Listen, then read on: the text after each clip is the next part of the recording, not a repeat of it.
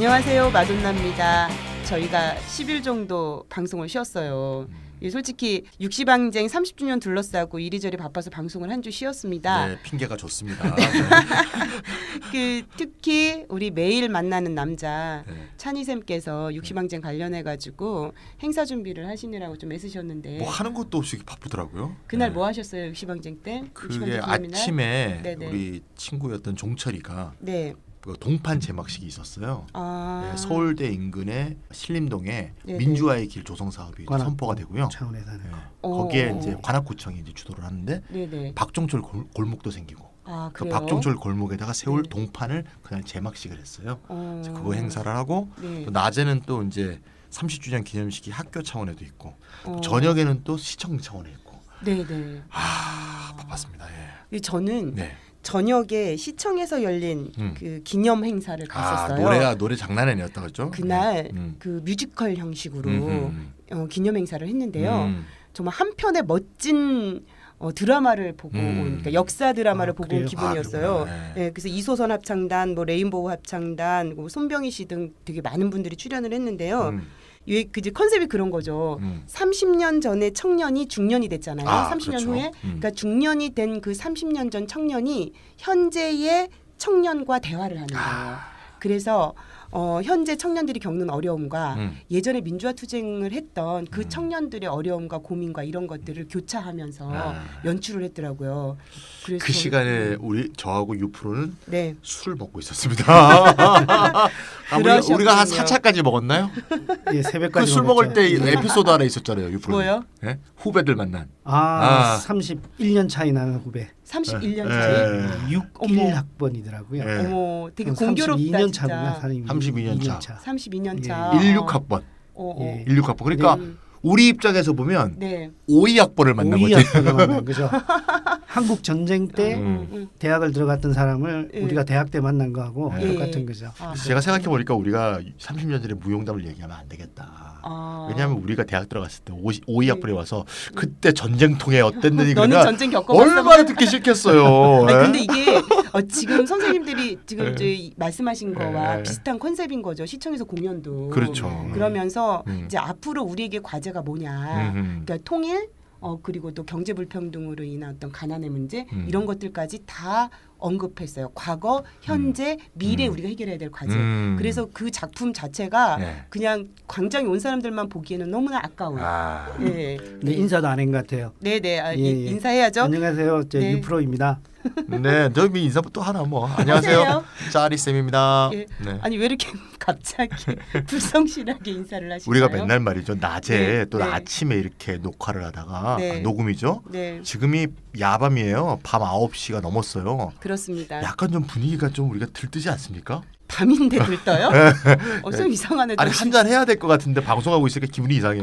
네. 맥주라도 예. 사올 걸 네, 그랬나 보다. 좀 이상하네요. 예. 빨리 마치고. 네. 예. 유프로님 한 달 만에 뵙는데요. 네. 저희가 중간에 초대 손님도 있었고 그래서 더 오랜만에 뵙는 기분이 드네요. 네네. 자, 오늘은 지난 56회에 이어서 유프로님과 함께 신정부의 경제정책 기조에 대해서 검토해 보도록 할 예정입니다. 그러니까 지난 56회 때는 문재인 정부의 비정규직의 정규직화 그리고 또 공공부문 일자리 정책 그리고 노동시간 단축 정책에 대해서 살펴보았는데요. 이번에는 또 어떤 또 이야기를 가지고 오셨는지 궁금한데요. 예. 새 정부가 들어선 지 네, 한 달 정도 지났잖아요. 네. 엄청 많이 지난 것 같아요, 느낌이. 뭔가 많이 하신 것 같잖아요. 네. 근데 이제 사실 아직까지 내각도 구성이 다 안 됐거든요. 그러니까 말이에요. 그리고 이제 인수위 역할을 대신한다고 하는 이제 국정기획자문위원회도 아직 활동 중이거든요. 그러니까 아직 인수위가 돌아가고 있다는 얘기죠. 그러네요. 그러니까 사실상 그 공약을 내놓은 것하고 음. 임명되고 있는 비서진이나 장관, 내각을 통해서 어느 정도 이제 짐작할 수 있는 건데 아직까지 구체적인 것이 나오지 않은 상태죠. 그래서 네. 평가하기에는 상당히 이런 감이 있습니다. 맞아요. 네, 네. 그래서 뭐 구체적 정책보다는 기본 기조가 어떤가 하는 데 대해서 검토를 한번 해볼 생각입니다. 그게 경제 전략의 기본 구도라고 하니까 좀 거창한 것 같기도 하고 좀 모호하게 들리거든요. 예, 뭐 구체적으로 말씀드리면 새 정부가 내세우는 성장의 전략은 소득 주도 성장이잖아요. 이미 많이 이제 언론에서도 다루고 있는데 그렇죠. 이 소득 주도 성장의 기조에 대해서 검토해보는 시간. 네. 자, 이게 문재인 대통령의 경제 공약을 보면 공공부문의 81만 개 일자리 창출도 있고 비정규직의 차별 축소 이런 것도 있잖아요. 네. 최저임금에 2020년까지 뭐 1만 원으로 단계별 인상하겠다. 뭐 이런 게 있잖아요. 네. 이런 정책을 다 포괄해서 한마디로 말을 하면 소득 주도 성장이라는 어떤 카테고리 안에서 전체의 경제 성장 전략으로 이제 말할 수 있다. 이렇게 볼 수 있고요. 네. 한마디로 이제 소득 주도 성장이라는 건 새 정부가 추진할 핵심 경제 전략 이렇게 말할 수 있겠습니다. 아, 경제 전략이 소득 주도 성장이다. 음. 그 저도 소득 주도 성장에 대해서는 좀 읽어봤는데요. 이제 언론 보도를 통해서 읽어봤는데 기본적인 내용은 임금 인상을 통해서 소득을 향상시키면 그것이 수요를 창출하고 또 수요가 늘어나면 투자와 일자리도 늘어나서 성장이 촉진된다. 뭐 이런 뜻이잖아요. 맞습니다. 네. 근데 또 이에 대해서 비판과 반론도 만만치 않더라고요. 그러니까 임금이 높아지면 수출 경쟁력이 떨어져서 수출 의존적인 한국 경제가 오히려 더 어려워질 수 있다. 저희가 수십 년 동안 많이 들은 얘기죠. 예, 사실. 이런 예. 얘기를 하는 사람도 여전히 많고. 많이 하죠. 예. 예. 근데 또 반감은 생기지만 또 반박 논리를 찾기는 쉽지 않다. 저는 이런 생각도 들었었거든요. 예. 그럼 이제부터 소득 주도 성장이 무엇인지 좀 차근차근 살펴보도록 할 텐데요. 제가 궁금한 거 하나 먼저 소득 주도로 성장을 이끌어야 한다면은 지금까지는 그러면 무엇을 주도로 성장을 이끌어 왔다는 것도 예. 궁금하거든요. 예. 그러니까 어떤 걸 이제 막 말하려고 할 때 네. 그게 뭔가 말하는 것보다 네. 그 반대가 뭔가 네, 이렇게 네, 물어보면 좀 더 알기 쉬워지는 경우가 있잖아요. 예, 뭐 그렇게 예. 질문하신 것 같은데 소득 주도 성장의 반대말은 이윤 주도 성장, profit led growth라고 볼 수가 있어요. 이윤 주도에서 성장을 한다. 이건 이제 기본 논리는 뭔가 하면 경제의 한 축인 이제 기업이 생산 활동을 통해서 이윤을 창출했을 때 경제가 성장할 수 있다는 믿음. 요거라고 볼 수 있고요. 그래서 이제 그런 믿음의 기초에서 정부는 어떤 행동을 하냐면 기업 활동의 장애물들을 제거해주고 기업의 투자 여건을 개선해주고 그래서 기업의 활동을 막 장려시킴으로써 경제 성장을 촉진시키고 그러면 나라도 부유해진다. 이런 논리가 이윤 주도 성장이다. 이렇게 말할 수 있습니다. 그럼 이윤 주도 성장은 기업의 입장에서 소득 주도 성장은 일반 소비자, 국민 입장에서 뭐 이렇게 뭐 다른 건가요? 그러니까 출발점이 다른 출발점이? 거죠. 예, 아. 기본적인. 그러니까 소득 주도 성장은 소득을 향상시키면 수요가 창출되어 기업 투자와 고용이 늘어나서 성장한다. 뭐 이런 뜻이고. 그렇죠. 이윤 주도 성장은 기업의 투자 여건이 개선되면 투자와 고용이 늘어나서 성장이 이루어진다. 뭐 이런 뜻이네요. 그렇죠. 근데 또 얼핏 들으면은 뭐 닭이 먼저니 알이 먼저니 하는 논의 같기도 하고요. 그렇죠. 어차피 끝은 성장인데. 네네네. 네. 근데 이제 구체적으로 살펴보면 그 성장 전략에 따라서 경제적인 파급 효과를 이렇게 살펴보면은 네. 단순하게 닭과 알의 이제 순서 문제가 아니라는 것은 좀 뚜렷하게 나타납니다. 이제 이명박 박근혜 정부는 이제 이른바 이윤주도 성장을 추진해 왔는데요. 뭐 자기들 스스로 이윤주도 성장이라고 말한 건 아닙니다. 소득주도 성장을 제시하는 사람들이 네. 소득주도 성장에 비추어 볼 때 그것은 이윤주도 성장이라고 말할 수 있다라고 이야기하는 거죠.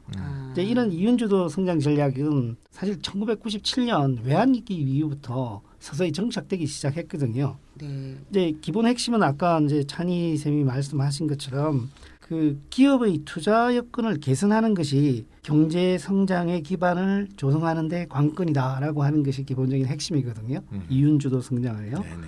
그래서 규제 완화를 이야기하고 법인세를 낮추기를 주장해 왔고 노동자의 권익을 보호하는 이제 다양한 노동보호제도를 축소해 왔거든요. 그렇죠. 그리고 이제 노동조합의 협상력을 약화시키는 이제 분권적이라든지 개별적인 임금 협상을 이렇게 확대해 왔어요. 그래서 이러한 것들이 다 임금 상승을 억제하는 이제 정책 효과를 가지게 되는데 이렇게 되면은 기업이 이윤을 더 많이 낼 수 있기 때문에 투자를 할 것이다. 그렇게 되면은 고용이 확대되고 그렇게 해서 다시 소득도 견인할 수 있다라고 주장을 하는 거죠. 그러니까 이윤주도 성장이라는 그 워딩 자체는 익숙하지 않은데 예. 내용은 상당히 익숙해요. 상당히 그렇죠. 규제 완화. 저녁에 신자유주의 때 많이 쓰던 네네. 정책들이죠. 예. 근데 이제 이게 기본적으로 한계를 드러냈다라고 말할 수가 있습니다. 이윤주도 성장이라는 것은 신자유주의의 어떤 특징이라고 할 수 있는데요. 전 세계적으로 기업하기 좋은 환경을 만들기 위해서 경쟁적으로 노동시장도 유연화하고 노동자의 협상력도 약화시켰단 말이죠. 그렇게 되니까 실질 임금이 둔화하게 되는 거죠.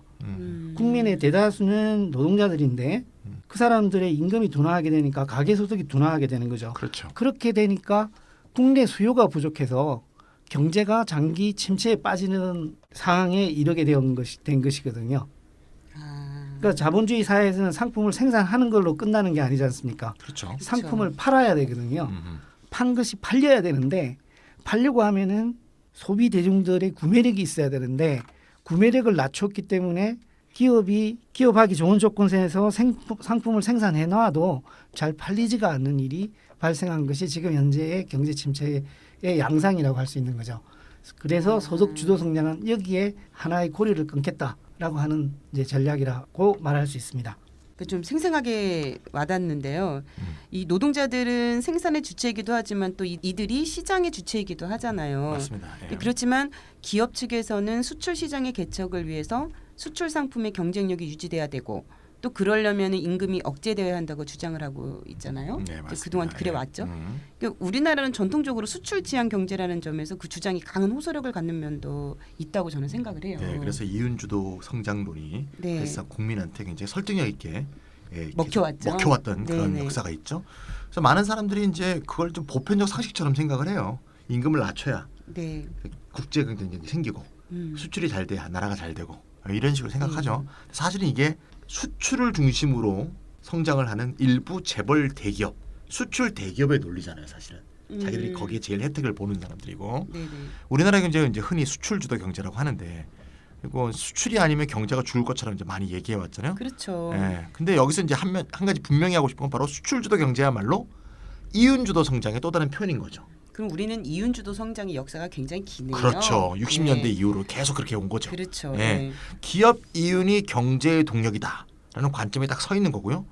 그런 차원에서 국내 임금을 억제하다 보니까 내수가 부족하게 되고 내수가 부족하면 기업이 만든 제품, 대기업이 만든 제품을 국내에 못 팔지 않습니까? 그렇죠. 그럼 어떻게 해야 돼? 수출 시장에 팔아야 할 수밖에 없는 거죠. 미국에 팔고 유럽에 팔고 이렇게 해왔던 역사가 우리나라의 이제 경제 발전의 역사라고 볼 수 있는 거죠. 이게 결국 이윤주도 성장과 수출주도 경제는 우리나라에서 동전의 양면 같은 바로 거잖아요. 그렇습니다. 예. 여기서 이제 놓치지 말아야 될 점인데 이게 이제 중요한 얘기인데요. 네. 한국이 이제 1960년대 박정희 시대 이후로 수출 의존 경제로 성장해온 건 맞아요. 근데 전체적인 경제 규모에서 볼 때는 내수가 수출보다 더 많았어요. 그때는. 노태우 시절인 1990년만 딱 잘라서 보더라도 네. 90년 시점에서 민간 소비가 전체 수요의 41%고 수출이 22.5%였으니까 민간 수요가 더 많았어요. 근데 그 이후로 한 20년 동안 2020년에 와서 요 바로 이 20년이 한국에서 신자유주의가 아주 전면화된 시기죠. 네네. 2010년에 와서는 민간 소비가 오히려 35%, 수출이 35.1%가 된 거예요. 네, 그러니까 오히려 2010년에 와서 네네. 수출이 민간 소비를 압도하게 된 거니까 네네. 사실 수치적으로 보면 수출 주도 경제가 완전히 전면화된 게 2010년이라고 볼 수도 있는 거죠. 어떻게 보면. 근데 이거 수치만 보면 속을 수 있어요. 왜냐하면 아, 수출이 더 많이 됐다는 건 좋아진 거 아니야? 또 이렇게 국민이 오해할 수 있잖아요.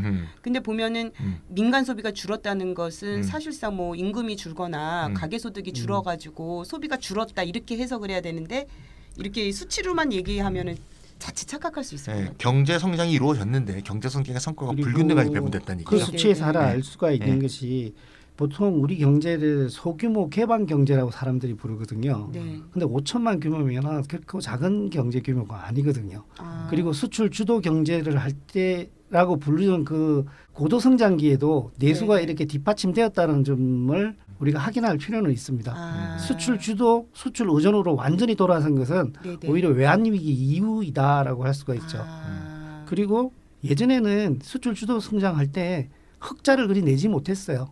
아 그래요? 예. 3조 호황 때 한 3년간 낸 거 외에는 네네. 그러니까 그때는 내수와 수출이 이렇게 같이 가는 또 균형이 좀 있었다. 균형은 상당히 있었다라는 거죠. 아 그러네요. 그러니까 이제 1990년 이후에 2020년까지 20년 동안 수출 주도 경제가 좀 더 또 발전해 왔는데 네. 국내 소비가 갖는 비중은 줄어들었다는 거니까 결국 재벌 중심의 수출 주도 경제가 그 소득 불평등, 빈부 격차와 동반해서 이루어졌다는 거죠. 그렇군요. 예. 따라서 이제 그래도 이제 수출이 자꾸 이제 드라이브를 거니까 경제가 네. 돌아가긴 했는데 이제 문제는 세계 경제가 침체가 된 거죠. 아. 팔 곳이 없어지는 거죠. 한국의 재벌 입장에서 오. 미국 경제나 중국 경제 다 이제 현재적으로 문제가 있고요. 그래서 이제 이것이 바로 이제 높은 수출 의존도를 갖고 있는 한국 경제가 막다른 벽에 부딪힌 상황이 된 거고 네. 한국 경제가 지금 이제 위기로 빠져들고 있는 이런 상황이 놓여 있는 거죠. 1990년에 내수가 수출보다 2배의 비중을 차지했다는 거는 정말 저는 처음 듣는 소리거든요. 네네. 그러니까 90년을 전후한 시기가 빈부격차가 가장 적었다는 얘기도 이미 알고 있었던 네, 얘기인데요. 유명한 얘기죠. 예. 지금 찬희쌤이 수출 주도 경제가 심화되면서 빈부격차가 확대되었다는 부정적 측면을 지금 말씀해 주셨잖아요. 네네. 수출을 많이 하면 왜 빈부격차가 확대되는 것인지 또 어떤 원리로 그렇게 되는 건지 좀 궁금해요, 유프로님. 예, 이제 제가 아주 듣기 싫어하는 용어가 있는데 네. 이게 낙수 무슨 용어예요? 효과입니다. 낙수 효과. 이거는 참 경제학 익숙해요. 엄격하게 말해서 경제학 용어는 아니에요. 이게 분수 효과의 반대말인데 이게 미국 대통령 선거에서 등장했던 그 용어라고 이야기를 합니다. 그런데 이제 이윤 주도 성장을 이야기하는 사람들은 수출이 잘 되면 이런 낙수 효과에 의해서 소득이 국내 경제로 확산되어서 내수도 증대할 것이다라고 이야기를 하지 않습니까? 네. 그런데 우리는 요즘에 와서 낙수 효과가 사실상 소멸됐다는 이야기도 또 많이 하거든요. 그게 왜 그렇게 되는가 하면 수출 주도 기업들이 대부분 대기업들인데 재벌 기업들인데 많은 부품과 소재를 해외에서 생산하고 있습니다. 그렇죠. 그러니까 완성품이 수출이 많이 된다 하더라도 네. 그것의 파장의 연쇄적인 효과가 국내적으로는 매우 제한적으로 나타나고 있다는 거죠. 국내 소재 기업, 국내 부품 기업이 발전해야 되는데 없으니까요. 예, 국내에. 그래서 수출 기업의 이윤 보장을 위해서 임금을 억제하고 규제도 완화해주고 법인세를 감면해주고 있지만 정작 수출 기업들은 생산 기반을 상당히 외국에다 두고 있다라는 거죠. 그런데 이제 국내적으로 보면 또 수출 대기업들은 하청 관계 등을 통해서 비용을 중소기업으로 많이 이전하고 있지 않습니까? 그래서 점점 대기업과 중소기업 격차가 벌어지고 있는데요. 이는 재반 현상 때문에 내수가 위축되고 있는 거죠. 그래서 수출 실적이 올라도 국내적으로는 내수가 위축되는 상황이 벌어지고 있기 때문에 아까 말씀드렸던 수출이 많이 됨에도 불구하고 네. 국내적으로는 양극화가 심화되는 빈부격차가 확대되는 일이 발생하고 있는 거죠. 그러니까 여기서 중소기업의 이야기를 조금 하게 되면요. 네. 중소기업은 이제 계속 그 다룰 수밖에 없는 문제이기도 한데 지금 뭐 하청 관계 이런 것을 통해서 대기업이 이익이 날 때는 대기업이 주로 이익을 독점하고 비용은 중소기업으로 전가시키는 체제가 지금 만들어져 있거든요. 네. 이윤이 중소기업으로 확대되지 않다 보니까 중소기업은 저임금 체제, 비정규직 채용을 강화하고 네. 외국인 저임금 노동자도 뭐 고용할 수밖에 없는 이런 상황이 일어나게 되는 거죠. 이런 식으로 중소기업 부분에서 불안정 노동이 확산되면서 국내 내수기업은 더욱더 침체하고 있는 것이죠. 그래서 소득 주도 성장은 이 악순환 고리를 소득 부분에서 끊자라고 하는 이제 정책인 것이고 현 정부의 재반 정책이 이 소득 주도 성장 전략이라는 것 하에서 배치되고 있는 것 같습니다. 아, 예. 그럼 현재 수출 주도 경제가 국내 파급 효과가 거의 없고 또 중소기업의 수직 하청화 또 비정규직 불안정 노동의 확산을 야기하니까 국내 경제를 위기에 빠뜨리고 있다 이런 얘기네요. 네, 그런 주범이라고 볼 수 있습니다. 지금. 그러면 결국 이윤 주도 성장의 대원칙에서 벗어나야 재벌 중심의 수출 주도 경제도 탈피할 수 있겠다는 네, 생각이 그게 이제 현 드는데. 정부의 이제 인식이라고 볼 수 있고요. 예, 기본적인 예. 인식. 네. 이제 지금까지 우리가 한국 경제는 이제 수출 주도 경제라는 측면에서 살펴봤는데요. 다른 한편에서 또 우리나라 지금 한국 경제가 어떠냐? 부채 의존 경제이기도 해요. 그러니까 사실 뭐 중국은 수출 주도 경제, 유럽은 부채 의존 경제 이렇게 얘기하는데 네. 한국은 이 두 개가 다 있어요. 수출 주도 경제이면서 부채 의존 경제인데. 의존하고, 네. 예. 아까도 얘기했지만 수출 주도 경제가 사실 국민들을 가난하고 빈곤하게 만드는 체제였기 때문에 국민들이 쓸 돈이 없어요. 맞아요. 계속 부채에 의존하지 않을 수밖에 됩니다. 그래서 우리가 이렇다 해서 가계부채 심각성에 대해서 여러 번 다룬 적이 있어요. 네네. 기억하실지 모르겠지만 우리 청취자분들은 한국의 가계부채가 GDP의 95%예요. 가계가 쓸 수 있는 돈, 어려운 말로 가계 가처분 소득이라고 하는데 네네. 이거의 1.79배. 쓸 수 있는 돈보다 갚아야 될 돈이 1.79배라는 얘기죠. 어마어마한 그러니까 가계부채 상태인데 이런 부채 의존 경제도 결국 지금까지 들어보시면 짐작할 수 있겠지만 이윤 주도 성장 전략의 결과물인 거죠. 예. 부채 의존 경제가 왜 되느냐? 이거 논리가 아주 간단한데 조금만 살펴보면 이제 네. 기업의 이윤을 보장하기 위해서 임금 같은 기업의 비용을 경감시켜 주죠. 네네. 그러면 이제 임금 소득자의 가처분 소득이 줄어들고 네. 그럼 서민들의 은행 대출이라든가 또는 은행이 안 되면 제2금융권, 네네. 제3금융권 이런 걸 통해서 소비를 유지하고 주택을 간단하게 마련하거나. 우리 신용카드로 소비하잖아요. 그렇죠. 돈 예, 없으니까. 신용카드 돌림방도 하고. 네네네. 예. 그래서 부채가 쌓일 수밖에 없어요. 그리고 은행들은 또 어떻게 하냐? 기업이 투자를 지금 꺼리잖아요. 경제 상황이 불확실하니까. 네. 그러니까 불확실한 투자 대출을 잘 안 해주고, 즉 생산자 금융을 하지 않고 네. 확실하게 이자를 받아먹을 수 있는 확실한 이익을 얻을 수 있는 소비자 금융, 네네. 즉 가계 대출에 집중하고 있는 상황이거든요. 따라서 가계 대출도 막 올라가고 있는 그런 상황이라고 볼 수 있습니다. 우리나라는 이제 짬뽕인 거죠, 이제.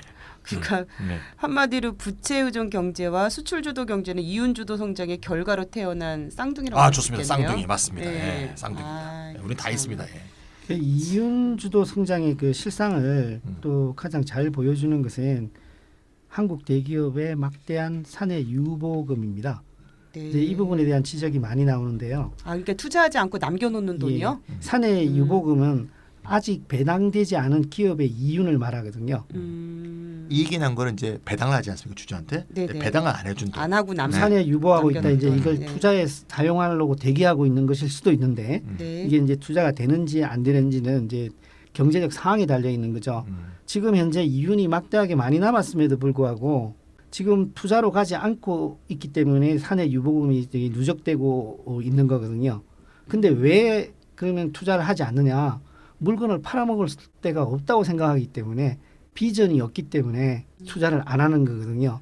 그래서 이게 이제 이윤 주도 성장의 허실을 잘 보여주는 건데 이윤을 보장해주면 투자가 늘 것이라고 그랬지만 네. 이윤이 보장되었지만은 국내 내수의 부족으로 네네. 그리고 수출 시장의 불확실성 때문에 네. 네. 이윤이 남은 유연이 있지만 투자를 하지 않고 있거든요. 아 그러니까 결국 낙수 효과는 그렇죠. 거짓말이다. 아니 낙수 효과는 없었다. 뭐 이렇게 볼 수 있는 거나요? 이윤을 많이 보장해 줘서 네네. 사내 부용이 많지만은 네네. 살 사람이 없게 되니까 결국은 네네. 투자를 하지 않더라는 것이죠. 어, 결국은 그래서 이윤을 보장해 준다고 해서 그것이 바로 투자로 이어지는 것은 아니다라는 네. 것을 이제 잘 보여준다고 할 수 있습니다. 그러니까 이윤 주도 성장이 투자가 이루어지고 네. 그것이 생산을 자극을 해서 네. 결국 경제가 성장한다 이런 논리니까 네. 그 고리가 끌어져 있는 거죠 사실. 네. 그렇구나. 그러니까 이제 논리가 전혀 성립이 안 되는 상황이고 근데 재벌들은 또 입장이 좀 달라요. 사내 유보금은 이름이 사내 유보금이잖아요. 금. 네. 금 그러면 돈이 딱 연상이 되잖아요. 네. 근데 이제 재벌들 입장은 이건 회계 장부상의 개념일 뿐이다. 사실 우리 다 이거 투자돼 버리고 네. 회사에 남아 있는 돈은 별로 없다. 우리가 현금을 쌓아두고 있는 게 아니다. 이런 입장을 여러 번 밝힌 바가 있어요. 물론 사내 유보금이 다 현금 형태로 남아 있는 건 아니에요. 물론. 그래서 뭐 예를 들면 타 기업을 지배하기 위한 목표로 타 회사의 주식을 매입해서 주식 형태로 그게 갖고 있을 수도 있고요. 현금일 수도 있고요. 네네. 아니면 무슨 뭐 부동산일 수도 있고요. 그래서 이렇게 주식 같은 걸 매입하는 건 이제 투자 자산이라고 하는데요. 근데 어차피 이것도 타 회사 지배를 통해서 위에서 이제 주식을 취득한 거니까 어차피 비생산적 투자예요. 그러네요. 그래서 통계를 보니까 현금 자산하고 이러한 투자 자산을 합친 금융 자산 항목이 90년부터 2012년 사이, 22년 사이에 14.7%에서 27.2%로 증가했답니다. 아, 그러니까 실제로 더 투자했다는 말은 뻥인 거죠. 그러네요. 예. 기계설비 투자 같은 실물 자산은 47.7%에서 33.7%로 줄어들었습니다. 너무하다. 그리고 이제 실물 자산 이 47.7에서 33.7로 줄어들었다고 했는데 네. 그 33.7로 줄어드는 실물 자산 속에도 네. 기계설비 투자만 있는 게 아니에요. 예를 들면 재벌이 시세 차익을 노린다거나 임대 소득을 얻으려고 땅을 막 사들인 거 있죠.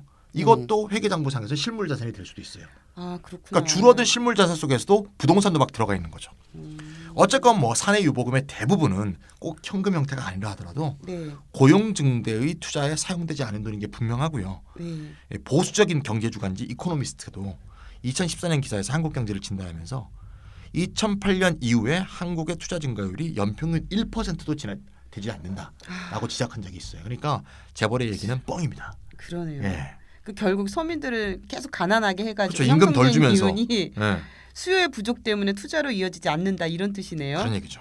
그러니까 낙수 효과는 없다 이렇게 봐야 되는 거죠. 그렇습니다. 그렇죠? 예. 그러니까 이제까지 이윤 주도 성장, 수출 주도 경제, 부채 의존 경제, 뭐 낙수 효과, 사내 유보금 등을 우리가 다뤄보았는데요. 이제 이를 통해 가지고 이윤 주도 성장의 허구성을 좀 볼 수 있었던 것 같아요. 맞습니다. 네. 이제 그럼 우리 원래 주제로 좀 돌아가서요. 소득 주도 성장은 어떤 과정을 통해서 성장을 이끌어낼 수 있다는 것인지 좀 설명을 좀 한번 네, 들어보도록 그 하겠습니다. 소득주도 성장률이라는 건 뭐 우리나라에서만 얘기되고 있는 건 아니고요. 아 그래요? 국제노동기구가 2010년에 제창한 거라 아주 유명하죠. ILO. 네. 또는 뭐 웅크타드 같은 이런데 국제기구들에서도 세계적인 불안 극복을 위해서는 새로운 패러다임이 필요하고 네. 신자유주의적인 이윤주도 성장 체제에 대한 대안을 제시해야 되는데 고용주도라든가 네. 또는 뭐 임금주도, 네. 네. 소득주도 이런 식의 성장들을 많이 제시하고 있습니다. 최근에. 아 그렇구나. 예. 그러니까 이윤주도 성장에 대한 대안으로 소득주도만 있는 게 아니네요. 네네. 뭐 고용주도도 있고 임금주도도 있다 이런 말씀이세요? 네 맞습니다. 예. 이윤주도 성장이라는 건 기업의 투자를 늘려서 경제 성장을 하자 이런 얘기였잖아요. 네네. 요걸 이제 달리 말하면 국민소득 중에서 임금이 차지하는 비율인 노동소득 분배를 계속 하락시키는 거. 네. 이게 이제 이윤주도 성장이었던 거죠. 근데 이제 거꾸로 방금 언급한 이제 고용주도라든가 임금주도라든가 네. 소득주도 이런 것들은 오히려 거꾸로 노동소득 분배를 높여서 네. 가계소득도 높이고 네. 소비 역량을 높여서 경제 성장을 도모하자. 아. 정반대 측면에 있다 이렇게 볼 수 있죠. 역사적으로 보면 2010년에 ILO의 스톡햄머라는 아주 유명한 저 우리 이렇다에도 많이 다뤘죠. 네. 유명한 경제학자가 임금주도 성장론이라는 걸 이제 제창을 했습니다. 그렇구나. 네, 거기에 그 뿌리를 두고 있고 이게 얼마 안 된 얘기예요. 네, 얼마 안 됐습니다. 얼마 안 된 일이죠. 네, 음. 포스트 케인지안의 이제 유명한 주장인데요. 네. 임금 상승이 되면 소비가 증대되고 투자 확대를 이루어서 선순환이 이루어진다. 이렇게 된 거고요. 요거는 이제 임금 주도 성장이 이제로부터 이제 소득 주도 성장이라는 말이 생겼는데 네. 사실 뭐 임금 소득만 있는 게 아니잖아요. 그렇죠. 예, 전반적인 가계 소득 전체가 성장을 주도한다. 이런 개념으로 좀 확장된 게 소득 주도 성장이라고 볼 수 있고요. 특히 우리나라 같은 나라는 이제 노동자만 있는 게 아니고 자영업자가 굉장히 많잖아요. 네, 그렇죠. 근데 임금 주도 성장 그러면 자영업자의 소득은 다 빠지지 않습니까? 그렇죠. 그래서 오히려 임금 주도라고 하는 것보다 소득 주도라고 하는 게 한국에서 좀 더 적합한 표현이다. 이렇게 말할 수 있습니다. 예. 그러네요. 네네. 뭐 고용주도, 임금주도, 뭐 소득주도 이 이제 이런 대안적 성장 모델은 이제 똑같이 네. 이제 노동소득과 가계소득을 정대시켜서 분배와 성장의 선순환을 이루겠다는 점에서는 동의를 합니다. 네, 네. 그런데 이제 노동소득을 개선하는 방법, 가계소득을 높이는 방법에서 네. 이제 차이가 나는 거죠. 아, 네, 흥미롭네요. 좀 하나하나 좀 자세하게 좀 설명 좀 해주세요, 이프로님.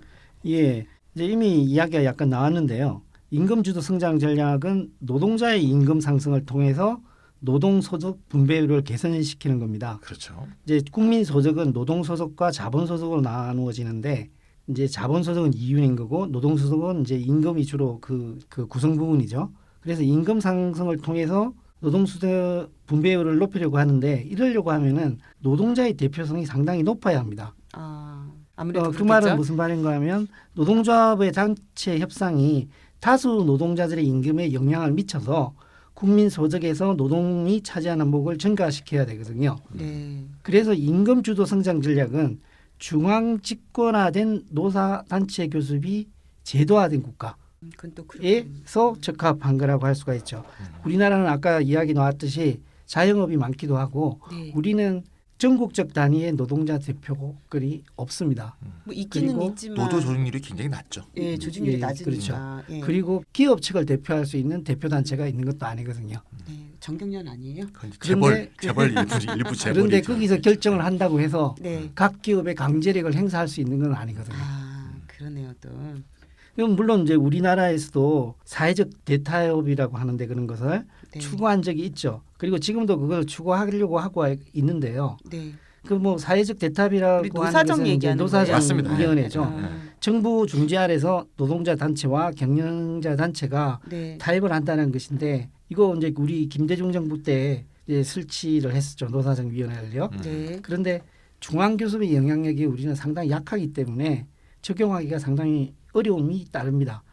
그리고 미조직 노동자들이 상당히 많기 때문에 그렇죠. 조직된 노동자들을 임금을 상승시켜도 미조직된 노동자들의 임금이 따라온다는 보장이 없기 때문에 이것이 오히려 임금 노동자 간의 격차를 벌리는 일들 네. 그 부작용을 낳을 수도 있고요. 예를 들면 뭐 민노총이 노사협의회 참가해서 합의를 했다 하더라도 네. 민노총에 소속돼 있는 그런 대기업의 임금만 올라가 버리면 네. 오히려 이 격차가 심화되는 그런 식의 양상이 벌어질 수 있다. 모든 노동자들한테 적용이 안 되니까. 안 되는 거죠. 예. 실제로 이제 아까 그 제도화된 노사단체 교섭이 전국적인 네. 파급력을 갖고 있는 건 이제 주로 유럽에서 많이 일어났던 일인데요. 산별노조가 굉장히 강했죠. 실제로 이제 1970년대 말에 영국 노동당 시절이었는데요. 그때가 노동자 지도부의 통제를 벗어난 막 그 영어로 이제 그걸 와일드캣 스트라이크라고 파업이라거든요. 아, 그래요? 노동자 조합의 지도부의 허가를 받지 않고 불법 네. 파업이 막 일어났습니다. 음. 그래서 그 결과 이제 노사정 타협이 다 실패했어요. 그래서 오히려 노동당은 정권을 잃고 네. 그래서 이제 대처의 신자유주의가 득세를 하게 되는. 예, 이거는 밟아야 된다 오히려 이런 식의 국민적 여론을 이제 등에 엎으면서. 근데 선생님 그런 와일드 거죠. 캣이 뭔지는 설명해 주셔야죠. 와일드 캣이 와일드캣이 살쾡이에요. 아. 그래서 와일드캣 스트라이크면 살쾡이 파업이라고 합니다. 예, 그래서 이제 살쾡이 파업. 노조 지도부의 합법적인 어떤 그런 경로를 통해서 이루어지지 않은 파업, 이게 다 와일드캣 스트라이크라고 합니다. 이런 이제 임금 주도 성장 노선이 가장 큰 성공을 거둔 것은 이제 스웨덴인데요. 예, 스웨덴은 사실 이제 1950년대부터 사실 이런 모델을 추진한 셈이라고 볼 수 있고요. 예, 거기는 이제 수출 대기업의 임금은 좀 제한하고 내수 중소기업의 임금을 끌어올리는 연대 임금 이런 거를 주창을 하고 이게 노사정 타협을 통해서 전국적으로 실현돼서 임금 주도 성장을 하는 그런 이제 계속 이제 추진해 왔고요. 이게 바로 이제 스웨덴 복지국가의 사실 본질, 사회경제 모델이었던 거죠. 하지만 이제 이런 모델, 즉 강력한 노조의 존재, 또 자본가가 타협하려는 의지를 갖고 있는, 그리고 국가가 그걸 조정할 수 있는 힘을 갖고 있고, 이렇게 해야 이제 임금 주도 성장이 이루어지는데 우리는 강력한 노조도 존재하지 않고, 자본가는 양보할 의지도 없고, 국가는 이들을 융합시켜서 타협할 만한 힘도 없고, 네. 또 지금처럼 미조직 불안정 노동이 확산되는 상황에서는 더욱더 임금 주도 성장에 의한 대타협을 이루기가 어려운 상황이다. 이렇게 이제 보시면 되겠다 이거죠. 우리도 예전에 김대중 정권처럼 또 다시 노사정위원회에 대한 어떤 그런 움직임을 보이지 그건 않을까? 사회적 대타협 문재인 정부도 추진한다는 걸로 이렇게 나왔었는데 그래요? 그것이 되려고 하면 이제 이미 언급했듯이 노조가 산업별로 조직돼 있고 산별 네. 노조가 강하고 네네. 그래서 산별로 노사 합의를 한 것이 네. 소속 기업에게 강제력이 행사 행사될 수 있는 구조가 돼 있어야 되는데 우리는 그렇지는 않거든요. 아 그렇구나. 그리고 이제 자영업자와 같은 비공식 네네. 부분 취업자가 상당히 많기 때문에 네네. 임금만 올리는 것으로서 소득이 정진된다는 보장이 없다라는 거죠. 그래서 이제 임금 주도 성장이 아니라 문재인 정부는 소득 주도 성장이라고 이제 표현을 하는 거고 그렇기 때문에 노동자의 임금 인상 이외에도 다른 많은 소득 재분배 정책을 통해서 근로빈곤층, 영세장애업자의 생활보장 네네. 등에 초점을 맞는 정책을 아울러 시행한다는 것이죠. 그러니까 지금 현재 문재인 정부가 들어서고 난 뒤에 비정규직화의 정규직화 역점을 두었지 않습니까? 네. 그것도 소득 주도 성장 전략의 한 방향에서 그 주어진 이제 세부 정책이라고 할 수 있는 것이죠. 그리고 현재 정부가 할 수 있는 일은 사실 공공부문밖에 없습니다. 정부가 민간 부분의 임금이나 소득에 대해서 네. 이래라 저래라 할 수가 없거든요. 네네. 그래서 공공부문이 주도해서 비정규직 축소의 사회적 흐름을 조성해서 소득 향상의 그 물꼬를 튼다 이런 이제 전략을 추구하고 있는 것이죠. 아 그렇구나. 네, 비정규직 정규직 역할을 하는 건 뭐 당연히 올바른 흐름이고요. 네. 좋긴 한데 이 문제가 있는 게 이제 이게 정부가 이 플랜이 네. 제대로 된 마스터 플랜을 지금 갖고 있는 상황이 아닌 것 같다라는 게 문제고요. 아 그래요? 좀 전에 이제 유프로도 말했지만 비정규직 정규직 문제만 하더라도 사실 공공부문 81만 개 일자리 창출, 사실 공공부문의 비정규직화를 정규직으로 만든다는 얘기잖아요. 네. 그것만 하려고 해도 사실 정책 설계가 아주 세밀해야 되거든요. 공공부문 그러면 다 그게 같아 보이지만 다 그 안은 다 다르거든요. 그 안에 대한 세밀한 설계 이게 필요한데 아직 준비가 좀 미비한 것 같고요. 또 그에 따른 이제 예산 확보 계획도 아직 좀 미비한 면이 있고요. 뭐 사실 뭐 이 내각 구성이 완성이 돼야 어떤 계획을 세울 수가 있겠죠.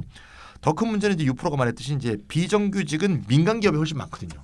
그럼 민간 그렇죠, 기업의 이 아무래도. 수많은 수백만 명의 네. 비정규직은 도대체 어떻게 할 것인지 이 공공부문이 선도적인 어떤 모습을 보여주면 민간 기업이 그냥 따라가는 건지 네네. 그럴 리가 없지 않습니까? 이게 이제 가장 큰 문제가 아닌가 하는 생각이 듭니다. 그 아까 이제 유프로님이나 차이님 말씀하신 것처럼 우리가 이제 대안적인 성장 모델로 고용주도 성장도 언급을 하셨었잖아요. 근데 문재인 정부는 고용주도 성장을 초점을 두고 있는 거 아닌가 하는 생각도 좀 들거든요.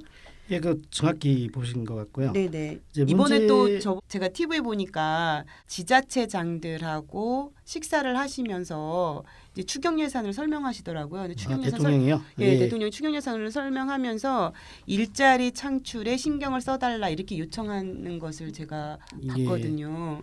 제가 볼 때는 문재인 정부의 대안적인 성장 모델은 소득 주도 성장과 고용주도 성장을 결합한 걸로 이렇게 보이거든요. 이제 경제 전체적으로 노동소득을 향상시키는 방법은 기존의 임금과 소득을 인상시키는 방법도 있고 네. 새로운 노동소득을 창출하는 방법도 있는 거 아니겠습니까? 네. 그러니까 지금 현재 공공부문을 주도로 해서 정부가 통제력을 행사할 수 있는 공공부문을 주도로 해서 일자리를 창출하고 비정규직을 정규직으로 만들어서 소득의 그 확충을 기하겠다. 네네. 그걸 통해서 성장을 일단 유도해 보겠다라고 하는 것이죠. 아, 그렇구나. 그러니까 이제 고용주도 성장 전략을 하려면 이제 이런 네. 경우가 아무래도 제일 효과가 클 것 같은데요.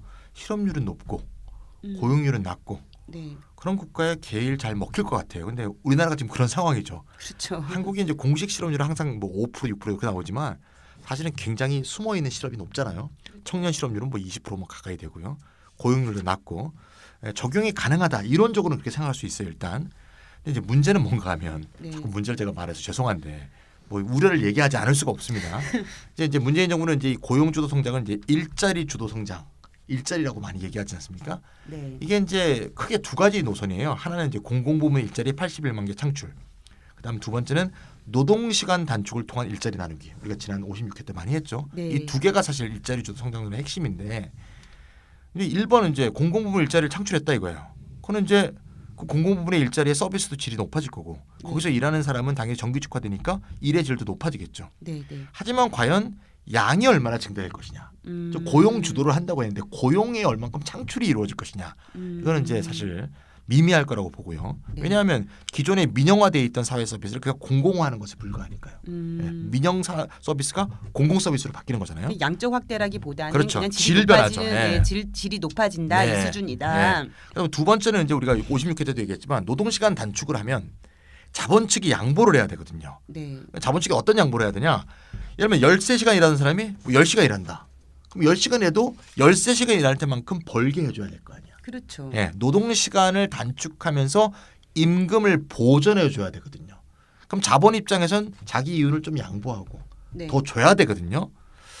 근데 그럴 리가 없지 않습니까 지금? 저항이 심하겠죠. 예, 그리고 그거를 강제할 수 있을 만한 어떤 시민의 힘이나 노동자의 힘도 없고요. 네. 네. 그럼 결국 노동시간을 단축하면 노동자의 실제 소득이 감소가 됩니다.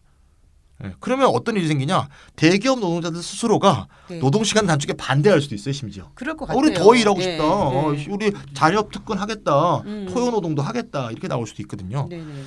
그리고 이제 임금 보전이 설사 가능하다고 합시다. 가능하다고 해도 이거는 대기업이나 할 수 있는 거예요. 예, 우리나라 고용의 대부분을 담당하는 중소기업은 노동시간 줄이면서 개별 노동자의 임금은 보전해 주면서 더 많이 고용해 주는 이런 식의 비용 증가를 우리나라는 감당할 수가 없습니다. 또 그거를 중소기업에게 감당하라고 하는 것도 그렇죠. 잔인한 거죠. 예, 맞습니다. 네. 그래서 이 임금 보전, 노동시간 단축은 반드시 임금 보전이 있어야 되는데 네. 이걸 개별 기업에게 부담시키면 안 되고 네. 국가 정책적으로 해결해야 한다. 이런 생각이고요. 저희가 누누이 얘기했지만 이걸 국가 정책적으로 해결하는 방법의 가장 좋은 방법은 기본소득이다. 네. 네. 예, 그래서 기본소득을 도입해서 노동시간 단축에 따른 그 임금 감소분 네. 네. 요거를 이제 보충해 줘야 되는 거고 그러면 노동자 입장에서는 소득은 유지가 되면서 네. 네. 일은 적게 할 수 있으니까 네. 네. 그러니까 살인적 노동 시간을 줄이면서 실질 소득은 감소하지 않게 되니까 네. 네. 뭐 기업도 더 건전한 경영을 할 수 있게 되고요.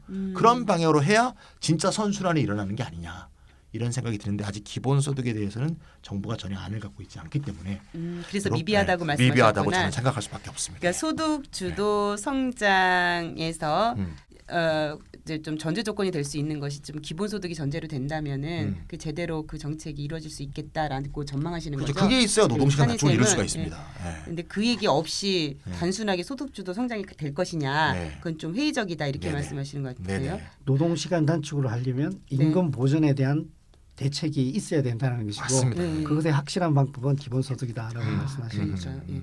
그러니까 결국 노동시간 단축은 독립적으로는 기능할 수 없다. 네네. 다른 소득 보전 정책이 없으면 전 사회적으로는 불가능하다. 네네. 이렇게 좀 이해를 하면 될 것 같습니다. 예, 내가 어저께 어떤 그 친구한테 질문을 받았는데요. 네. 아, 최저임금 10,000원 너희들 뭐 주장하던데 최저임금 10,000원 되면 좋아 뭐 CU 같은 데는 오히려 뭐 CU 워낙 본사가 많이 가져가니까 네네. 니들 좀 내놔라 네, 이렇게 해서 네, 할 네. 수 있는데 네네. 동네에 있는 영세 치킨집 같은 경우는 어떻게 되는 거냐. 그러니까. 예, 그러면서 나한테 묻더라고. 더 좋은 질문이다 너. 그거는 영세 치킨집 혼자서 해결할 수 없는 문제다. 그렇죠. 그래서 최저임금은 10,000원을 줘서 말하자면 영세 치킨집 사장의 줄어드는 소득분은 국가 사회적으로 해결해야 된다. 그런 방법이 기본소득이 그 방법 중에 하나다. 그것만 갖고 다 해결할 수 있는 건 아니겠지만 네네. 그렇게 얘기한 적이 있어. 질문을 잘하는 사람이 나오니까 오히려 좋은 설명도 할 수 있었던 경험을 제가 어제 했었는데요. 아, 그러셨구나. 그러니까 이게 독립적으로 보면 안 돼요. 최저임금 10,000원이 혼자 존재한다든가 네네. 노동시간 낮추기 혼자 존재한다든가 이렇게 추진하면요 다 실패하게 돼 있습니다. 설명 들으니까 좀 잘 이해가 되네요. 네네. 이제 그러면 자본 측의 반응을 좀 살펴봤으면 하는데요. 제가 아까도 언급을 했었는데 정경련을 비롯한 재계에서는 소득주도 성장론에 대해 좀 부정적일 당연히 것 부정적이죠. 같은데. 자기가 양보를 해야 되니까. 그렇죠. 네. 소득주도 성장론의 핵심적인 정책 수단이 임금 인상이 수출 경쟁력을 약화시킬 수 있다. 이렇게 얘기할 거 아니에요. 자신의 이윤 감소를 일으키겠죠, 사실은. 네네. 네. 그리고 또 임금이 상승하면 기업의 수익성 악화로 투자 유인이 위축될 거다라고도 할 거고요. 네네. 그럼 임금 상승은 기업들로 하여금 일자리를 줄이는 부작용을 낳는다는 지적도 있고요. 그래서 중소기업과 자영업자의 고용 비중이 높은 현실 여건 속에서 급격한 임금 인상은 이들의 경영을 좀 압박하기도 할 것 같고 일자리를 줄이는 부작용을 낳을 수도 있을 것 같아요. 많은 경제신문에서 이런 얘기 나오고 있죠. 예, 요새. 그래서 이런 비판에 대해서 우리 이렇다에서 어떤 좀 답을 제시해야 하지 않을까 이런 생각이 드는데요. 대안적 성장 모델의 핵심은 노동소득 분배율을 높이면 성장을 촉진할 수 있다는 거거든요. 이걸 조금 상세하게 설명하면 국민소득은 두 부분으로 나누어지는데 자본소득과 노동소득으로 나누어집니다. 자본소득에는 자본 투자의 대가로 주어지는 소득, 배당과 같은 이제 이윤 그리고 이자 등이 이제 포함되고요. 노동소득은 대부분 이제 임금인 거죠. 근데 논리적으로는 노동소득 분배율이 상승한다고 해서 총 수요가 반드시 증가하는 것은 아닙니다. 왜냐하면 노동소득이 증가하면 소비는 증가시키지만 투자와 수출을 감소시킬 수가 있기 때문이죠. 어느 것이 큰지는 재봐야 안다라는 거죠. 상쇄 효과가 있으니까요, 서로. 예, 그렇게 되면 이제 다시 말씀드리면 노동소득 분배율이 상승해서 이윤이 감소하게 되면은 기업이 신규 투자를 줄이게 되고 신규 투자를 줄이면은 고용이 감소하게 되고 이렇게 하면서 성장을 감소시키는 영향이 있는 거거든요. 그러니까 수출 같은 경우에는 가격이 상승하게 되니까 비용 경쟁력에 크게 의존해서 수출을 할 때에는 수출이 잘 안 될 수가 있는 것이죠. 그래서 노동소득 분배율이 실제적으로 성장에 어떠한 결과를 초래하는가는 실제적으로 추계해 볼 필요가 있습니다. 계산을 다 해봐야 된다는 예. 얘기죠. 여기에서는 선행 연구들이 있는데요. 네네. 이제 북유럽 국가들의 경우에 대한 어떤 연구 결과를 보면은 상당히 많이 나오는 그 효과가 나타나는 걸로 나타나는데 1% 포인트 실질 임금이 증가하면은 총 수요가 뭐 0.8%까지 증가한다는 보고도 있고요. 많이 늘어났네요. 이제 프랑스, 이탈리아, 네덜란드에 대해서 연구한 것을 보면은 북유럽만큼은 나오지 않지만 네. 그래도 노동소득 분배율이 1% 포인트 증가하면 총 수요가 0.25%까지 증가하더라는 연구도 나오고 있습니다. 어쩌건 증가하네요. 그러면 우리나라는 어때요? 우리나라에 대해서는 그 홍장표 교수의 연구가 있는데요. 네. 우리는 분명한 것은 노동소득 분배율 상승이 경제 성장을 촉진시키는 것으로 나타나는데요. 그 수치를 보면은 오히려 북유럽만큼이나 큰 효과를 나타내는 걸로 나옵니다. 아, 그렇구나. 노동소득 분배율이 1% 성장하면 총 소비는 1.24에서 2.19%까지도 늘어날 수 있다라는 많이 늘어나는구나. 추계를 낸 것도 있거든요. 그리고 또 하나 이제 주목해야 되는 것은 오히려 이윤목이 1% 상승하면 네. 최종 민간 수요는 소폭이지만 감소하는 결과를 나타내더라는 것이죠. 네, 최근에 연구 결과 보면 이제 이윤이 1% 증가했을 때 GDP도 줄어든다는 그런 연구 결과도 국제 기구에서 나오고 있어요. OECD 같은 데서. 그리고 이제 수출 이야기하니까 수출에 대해서도 한번 이제 통계를 내보면 되거든요. 이제 수출을 하는데 임금이 상승하면은 수출이 어떤 영향을 받는가를 이제 추정해 보는 것을 수출의 노동 비용 탄력성이라고 이야기하는데요. 임금이 오르면은 수출이 어떻게 변하는가 네. 이거거든요. 확실하게 1997년 이전에는 이 값이 의미의 값을 가집니다. 그 말은 노동 비용이 상승하면은 수출이 감소하더라. 그런데 1999년 이후에는 노동 비용이 상승해도 수출이 감소하지 않은 으로 나타나거든요. 그럼 플러스 값을 가졌겠네요. 예, 그 말은 우리나라의 수출 구조가 예전과 같이 저임금, 네. 임금 경쟁력으로만 수출을 하는 게 아니라는 것을 보여주고 있거든요. 네네. 그래서 임금 경쟁력으로 이미 수출 경쟁력을 확보하는 데서 벗어나고 있기 때문에 네. 더 이상 임금을 압박해서 수출을 하려고 하는 것보다는 다른 가격이 아닌 다른 데서 품질적인 차별성을 기해서 질적인 면에서 그 수출을 향상시킬 수 있는 방법을 모색해야 된다는 것이고 그렇게 되어가고 있다라는 것이죠. 아, 예전에는 우리가 같은 물건을 팔아도 싸게 그러니까 옛날에는 뭐 수출하려다 옷을 보니까, 판다든가 네. 신발을 판다든가 가발을 네네네. 판다든가 이런 것은 싸게 만들어야지 잘 팔리지 않습니까? 아무래도 네네네. 요새는 뭐 꼭 그런 걸 주로 파는 게 아니고 특히 외환위기 이후에는 뭐 수출의 품질이랄까 디자인, 네네. 브랜드 이런 것을 비가격 경쟁력이라고 하잖아요. 그렇죠. 뭐 똑같은 거라도 예쁘면 더 팔리는 거고. 그렇죠. 그러니까 이제 이게 수출의 노동 소비 탄력성이 이제 플러스 값으로 돌아선 거라고 볼 수 있겠죠. 그렇구나. 싸게 해서 판다고 해서 네, 중국한테 이기겠습니까? 그렇죠. 못 이기는 상대가 안 상황이- 되는 거죠. 네. 그래서 수출도 그런 식으로 이제 변모가 됐고요. 네. 그래서 이제 한국 경제의 체질 면에서 몰더라도 노동 비용이 증가한다고 해서 이게 수출이 안 될 이유는 없는 거죠. 그래서 또 총수요 확대도 되고 네. GDP 자극도 되고 네. 수출도 큰 영향을 안 받으니까 네네. 노동 비용을 증가시키지 않을 이유가 없는 거죠 오히려. 그래서 그렇구나. 우리나라 수출은 이제 노동 비용으로 승부하는 시대가 지났기 때문에 네네. 우리가 임금이 올라가면 소득이 증가하면 네. 수출이 줄어든다 이런 얘기는 좀 이제 경제신문에서도 좀 안 해주는 게 맞는 게 아닌가. 국제기구에서도 그런 소리 안 해요 이제는. 아. 네, 그런 생각이 듭니다. 그러면 우리가 음. 마지막으로 소득을 향상시키는 방법에 대해서 좀 이야기를 나눠봐야 되겠네요. 네. 그러니까 공공부문의 정규직화도 무의미한 일은 아닌데 그것만으로는 좀 미진하다는 것도 분명한 것 같고요. 맞죠. 또 그 외에는 좀 다른 어떤 방법들이 있을까요? 우리 경제가 이제 양극화가 심하지 않습니까? 뭐 여러 가지 양극화가 있을 수가 있는데 네. 뭐 일단 자본과 노동의 양극화가 제일 크죠. 그렇죠. 자본 소득이 엄청나게 증가했고 네. 외환 위기 이후에 노동 소득은 막 줄어들었고요. 두 번째는 이제 노동 내부의 문제가 있죠. 정규직과 비정규직의 문제. 네네. 항상 자본 측은 이게 제일 큰 문제인 것처럼 이렇게 뻥튀기를 하죠. 그렇죠. 비종 노전이 뭐 이러면서 네. 없는 건 아니지만 이게 제일 중요한 건 아닙니다. 네. 셋째는 이제 노동시장 안과 밖의 문제가 있겠죠. 그렇겠죠. 네. 노동시장에서 구축돼 버린 네. 그래서 고용에서 배제된 자들의 문제가 있고요. 마지막으로 보면 이제 대기업과 중소기업 사이에 이제 하청이라든가 이런 격차 문제가 또 있다고 볼 수 있습니다. 근데 이게 서로 다 살짝 연결돼 있죠. 어느 하나만 고립돼 있는 게 아니고요. 근데 요 하나 하나별로 좀 이제 방안들을 좀 찾아보는 게 정책적 대안이 아닐까 그런 생각이 듭니다. 네네. 예, 저는 이제 자본과 노동의 문제에서 노동 소득을 증가시키기 위해서는 이미 이제 언급이 되었었는데 최저임금의 현실화가 아주 중요하다고 생각을 합니다. 이제 기본적으로 최저임금을 전체 노동자 평균 임금의 50% 수준으로 단계적으로 인상을 해서 생활임금을 보장해야 된다고 생각하고요. 이제 그것이 지금 이야기하는 네. 이제 1만 원이 네네. 되겠죠. 그리고 이제 노사정 사회협약을 통해서 최소한 생산성 임금을 시행해야 된다는 것이죠. 생산성 향상만큼은 임금이 상승되어야 된다는 거죠. 아, 외환위기 이후에는 생산성 향상의 정도도 임금이 따라가지를 못했거든요. 아 그렇구나. 네, 대기업과 중소기업 관계도 뭐 해결해야 될 문제가 많겠죠. 뭐 정책 대안자들이 많이 이제 고민하고 계실 거고요. 뭐 대기업에 대한 수출 대기업에 대한 특히 비과세 감면 혜택 이런 것도 좀 축소해야 될 것 같고 네. 법인세도 우리나라가 너무 낮죠. 계속 낮춰왔는데 네. 현실화 방안이 좀 있어야 될 것 같고요. 네. 뭐 재벌의 순환 출자 금지 요새 많이 얘기되고 있죠. 네네. 네, 또 출자 총액 제한제가 옛날에 한번 있었다가 또 없어졌었는데 재도입해야 되는 그런 방안도 검토할 수 있고요.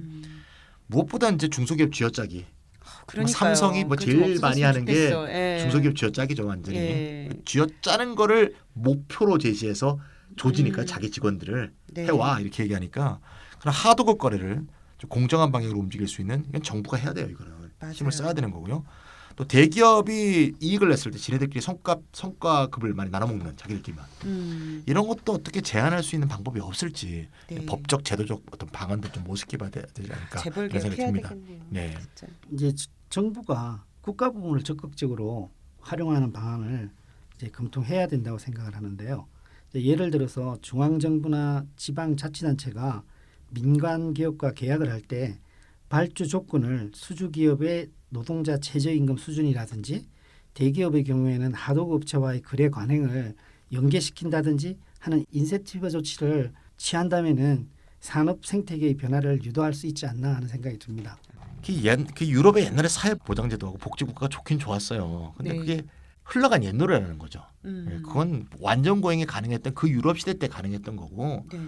듣기에는 좋아요. 뭐 복지국가를 만들자, 우리 모두 복지국가로 가자, 뭐 좋은데 그건 이제 한국에서 지금 실현할 수 없는 그런 구조고요. 완전 고용에서 근거한 어떤 사회 모델이기 때문에 그래서 이제 지금 같은 경우는 이제 우리가 늘 얘기하지만 전 국민 기본소득을 통해서 모든 사회 구성원들의 삶의 참여를 보장하는 방안. 이거는 반드시 해야 되는 방안이라는 거. 이건 좌우가 필요 없어요. 이건 누구나 해야. 이건 국가와 국민을 살리기 위해서 꼭 해야 되는 방안인데 지금 대선 끝나고 나니까 좀 쏙 들어가서 그러니까요. 이걸 다시 어떻게 좀 이렇게 국민적 어떤 공감대를 일으켜야 되는가 하는 거에 대해서 요새 제가 고민이 많습니다. 저도 고민이 많습니다. 네네. 같이 고민해 봅시다. 네. 지금 유프로님하고 이제 찬희쌤 말씀 들어보니까 문재인 정부가 해결해야 될 일들이 굉장히 많네요. 이 정말 과제들이 많습니다. 정말 많고요. 이제 좀 마지막으로 문재인 정부가 소득주도 성장을 전략으로 경제 전략으로 이렇게 가져갈 때에 넘어가야 할 가장 큰 과제는 뭐라고 생각하세요? 예, 저는 이제 방향은 맞다. 네. 방향은 잘 잡았다라고 생각을 하거든요. 네. 근데 소득 주도 성장론은 이제까지 언급했듯이 노동자의 임금 소득 등을 확충하는 것을 중요한 목표로 하고 주요한 수단으로 하고 있는데요. 네. 자본주의는 기본적으로 계약의 자유에 기반해 있거든요.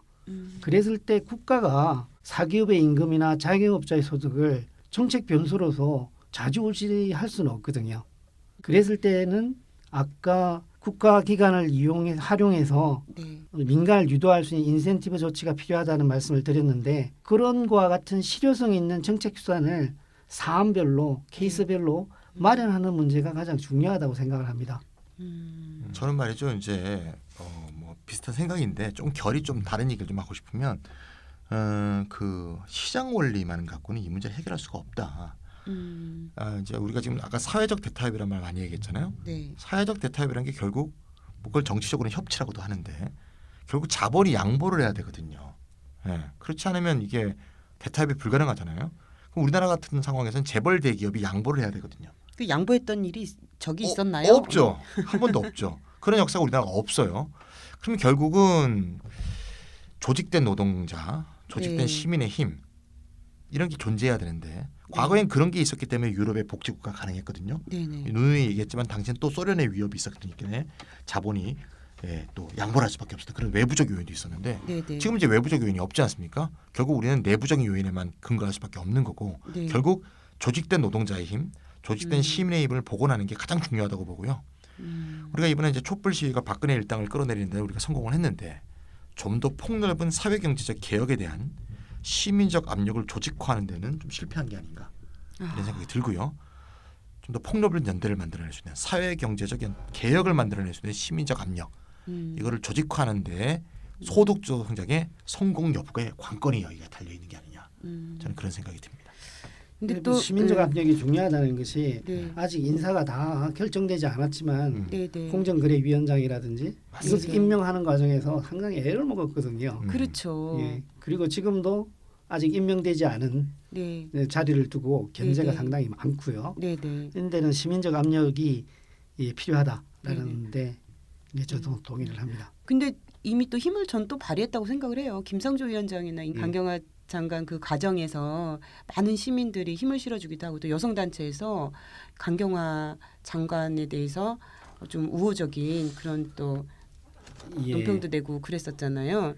그래서 근데 또 이제 찬희 선생님은 또 시민적 압력을 조직하는데 실패했다 이렇게 단정적으로 말씀하셨는데 저는 이제 앞으로 우리의 이제 과제다는 생각이 들어요. 네. 실패라고 얘기하기에는 아직 좀 이른 것 같고. 그게 그 얘기입니다. 그런가요? 예, 그래서 우리가 사실 그 동안에는 정치적 사안에 대해서 어떻게 이제 특히 이제 박근혜 일당을 끌어내리는데 어떻게 해야 될 것이냐, 막 촛불 집회도 하고 막 이랬었는데 이제 다시 사회 경제적인 개혁에 대한 좀 시민의 어떤 인식 이런 것들이 좀 조직이 돼서 문재인 정부가 이 소득주도 성장을 좀 제대로 이뤄낼 수 있도록 우리가 압력을 가했으면 좋겠다는 생각이 듭니다. 맞습니다. 네. 자, 조금 전에 찬희생께서 우리 경제 양극화 문제를 세 범주로 구분을 하셨잖아요. 네네. 이제 그렇게 구분해 보니까 문제가 잘 정리가 되네요. 그러니까 뭐 자본과 노동의 분배 문제, 그리고 노동 내부의 양극화 문제, 그러니까 정규직과 비정규직이요. 그리고 대기업과 중소기업의 문제. 앞으로 이 구분에 따라서 여러 정책들을 검토해 보는 것도 좋을 것 같습니다. 네. 예. 자, 오늘 잘 들으셨나요? 문재인 정부의 경제 정책을 진단해 본 두 번째 시간이었습니다. 소득주도 성장에 대해서 다뤄보았는데요. 이렇다 다음 시간에 찾아뵙도록 하겠습니다. 고맙습니다. 다음 시간에 뵙겠습니다. 네. 다음 시간에 뵙겠습니다.